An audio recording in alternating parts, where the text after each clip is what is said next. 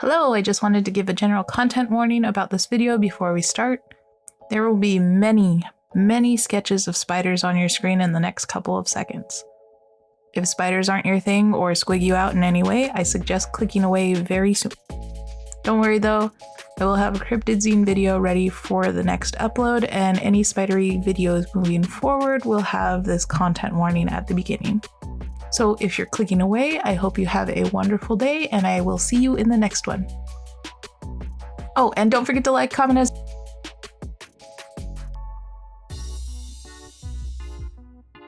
hello and welcome to my channel. If you're new here, my name is Hyde and I pretend that I know stuff about cryptids. Normally we make zines on this channel or do little fun illustrations, but today we are going to design a tarot card.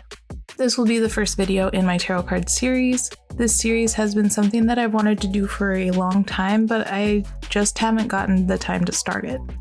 With hope, we'll get to the end of the series with a full 78 card tarot deck.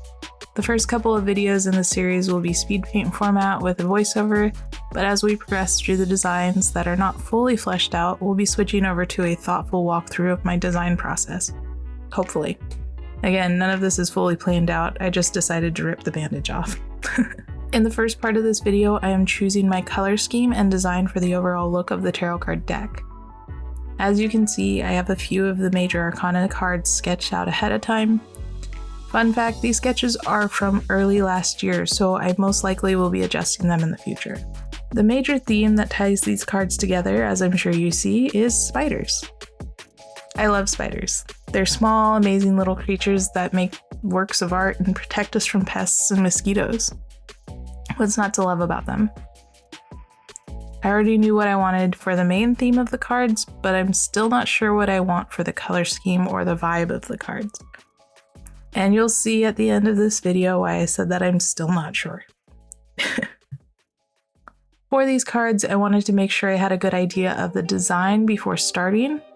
A couple design choices that I gave myself are distressed parchment cards, which I tend to like, with either full color, black and white, black and gold, dual colors, or desaturated colors. Another option was a black card with full color, black and gold elements, black and white, or black, white, and gold. The next option was to use the card's elements as the backing card color, then choose if I wanted to do colored, black and white, black and gold, or a dual color option again. The final design option was to try a full scene across the whole card that bled out into the crop line. From these options, I chose the black card with the full color illustration, but I was super fond of the parchment card with the dual color illustration as well. So with my theme chosen for the cards and the color scheme chosen, I decided to move forward and make my first card. I decided to start with the Fool card, not because it's the first card in the deck at number 0, but because the Fool card to me is the card of a new journey or adventure and taking a leap of faith. I know it's kind of corny, but when I think of taking a leap of faith in spider form, I think of the jumping spider, obviously. But on top of that, I think of jumping spiders as very innocent, since they have those big googly eyes that give them a cute face. They don't tend to bite, they're very friendly, and they just seem pure in the same way that the young person in the original Rider-Waite card seems. To me, jumping spiders also represent past, present, and future. They tend to be planners because they're always planning ahead for the next jump. And although they seem like they're jumping recklessly from branch to branch, they are always tethered so that they know they'll be safe even if they miss their jump. For the companion of the jumping spider, since it'd be weird to put a little white dog next to it, I thought of a crab spider. Now hear me out. Crab spiders, according to my research, represent creativity, patience, and resourcefulness. But at the same time, it's also thought to have healing properties and be a sign of protection. The object taking place of the cliff in this illustration is the branch of an apple tree. In some cultures, an apple tree represents peace, beauty, and feminine energy. In another, it represents life, growth, and regeneration. I feel like all of these symbols coincide with the start of something new. A small branch of the apple tree has some apple blossoms. Apple blossoms represent innocence, youth, and the transition of seasons. so I felt that it was really necessary to put a blossom in the illustration, even though an apple tree wouldn't technically have apples and blossoms on it at the same time, at least not from what I remember. To include the water element, I added a couple of dewdrops to the air and on the tree. However, since the full card is an air card, I didn't want to focus on the water too much. However, the dew can represent freshness and innocence as well. For the sunlight in the top corner, I didn't want to draw the full sun since it might be pretty hard to see through the tree branches. I wanted to make the sunbeams look as though they were coming through the trees and show how a sun would look to a small spider.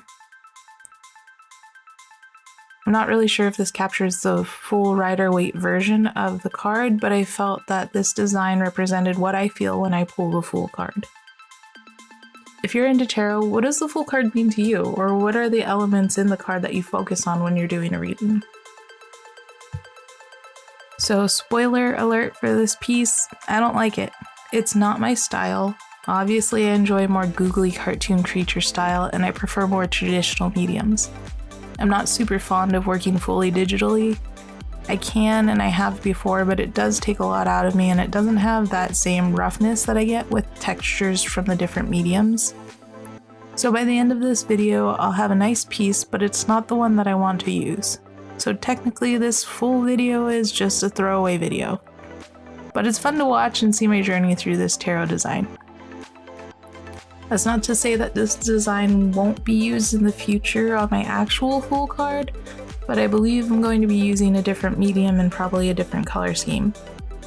I'm still working out the kinks in my tarot design journey, but I'm super excited to share this journey with you all, and I can't wait to find a design that sticks.